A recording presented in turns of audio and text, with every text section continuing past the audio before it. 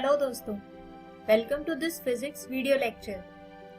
Friends, अभी तक हम चैप्टर 1 विद्युत आवेश तथा क्षेत्र के 7 भागों को पढ़ चुके हैं। आज हम इसका 8वां भाग समझेंगे और इस 8वें भाग में हम समझेंगे कि जब किसी द्विध्रुव को किसी एक समान बाह्य क्षेत्र में रखा जाता है तो वो किस तरह से बिहेव करता है, यानी एक समान बाह्य क्षेत्र में द्विध्रुव। दोस्तों, इसे समझने के लिए सबसे पहले मान लेते हैं कि यहाँ पर एक समान वैद्युत क्षेत्र E कुछ इस दिशा में फ्लो कर रहा है। अब हम इसमें किसी एक विद्युत द्विध्रुव को रखते हैं। यहाँ पर जैसा कि आप देख सकते हैं कि यह द्विध्रुव विद्युत क्षेत्र की दिशा में न होकर कुछ टेढ़ी रखी है। इसकी अलग अलग स्थिति के बारे में हम बाद में विचार करेंगे।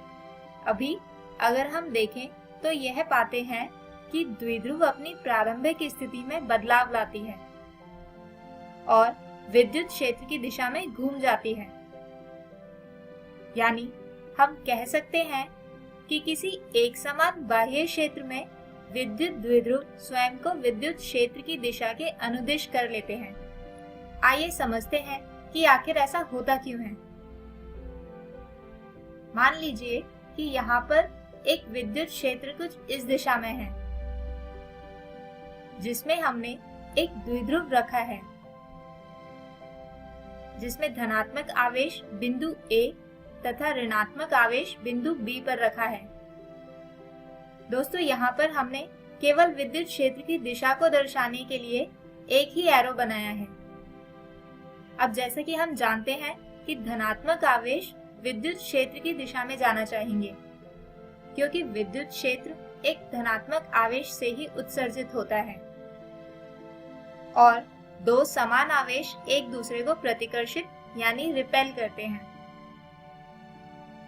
यानी बिंदु A या धनात्मक आवेश पर लगने वाला बल होगा प्लस QE, जबकि बिंदु B पर रखा ऋणात्मक आवेश विद्युत क्षेत्र की दिशा के विपरीत यानी नीचे की ओर जाएंगे और इस आवेश पर लगने वाला बल का परिमाण होगा ऋणात्मक QE।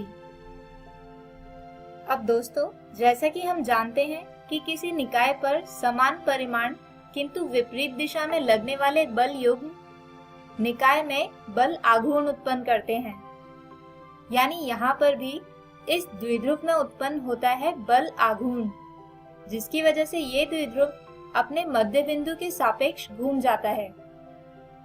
दोस्तों, बल आघूर्ण को ज्ञात करने का सूत्र होता है बल गुणा बिंदुओं के बीच लंबवत दूरी।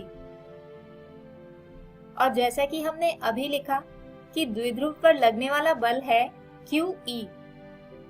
इसके अलावा बिंदुओं के बीच लंबवत दूरी जानने के लिए हम त्रिकोणमिति का उपयोग करेंगे। मान लीजिए कि ये द्विध्रुव विद्युत क्षेत्र के साथ थीटा डिग्री का कोण बनाता है। तो अगर हम बिंदु A तथा बिंदु B से एक समकोण त्रिभुज ACB बनाएं, तो इसमें कोण BAC भी होगा थीटा।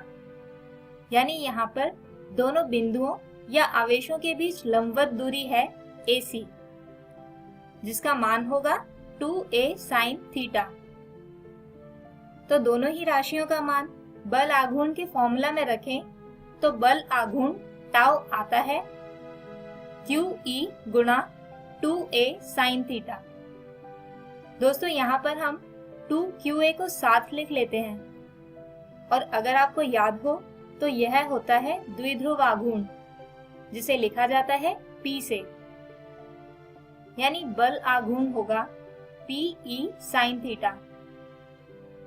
यानी इसे P तथा E का सदिश गुणनफल भी कहा जा सकता है, यानी P क्रॉस E। आइए अब इस द्विध्रुव की विद्युत क्षेत्र में विभिन्न स्थितियों पर विचार करते हैं, जिसमें सबसे पहले आता है जब द्विध्रुव विद्युत क्षेत्र की दिशा में हो। दोस्तों, इस परिस्थिति में विद्युत क्षेत्र तथा द्विध्रुव आघूर्ण के बीच बनने वाला कोण होता है 0 डिग्री। तो बल आघूर्ण का मान होगा PE sin 0 डिग्री। और क्योंकि sin 0 डिग्री का मान होता है 0, इसलिए यहाँ पर बल आघूर्ण का मान भी होगा 0, यानी इस केस में द्विध्रुव नहीं घूमेगी। अगली परिस्थिति है जब द्विध्रुव विद्युत क्षेत्र के लंबवत हो। दोस्तों, इस परिस्थिति में विद्युत क्षेत्र तथा द्विध्रुव आघूर्ण के बीच बनने वाला कोण होता है 90 डिग्री।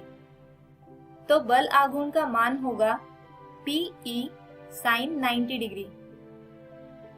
और क्योंकि साइन 90 डिग्री का मान होता है 1, इसलिए यहाँ पर बल आघूर्ण का मान हो जाएगा P गुणा E। आइए अब आज के वीडियो में समझाए गए विषय पर आधारित एक उदाहरण समझते हैं।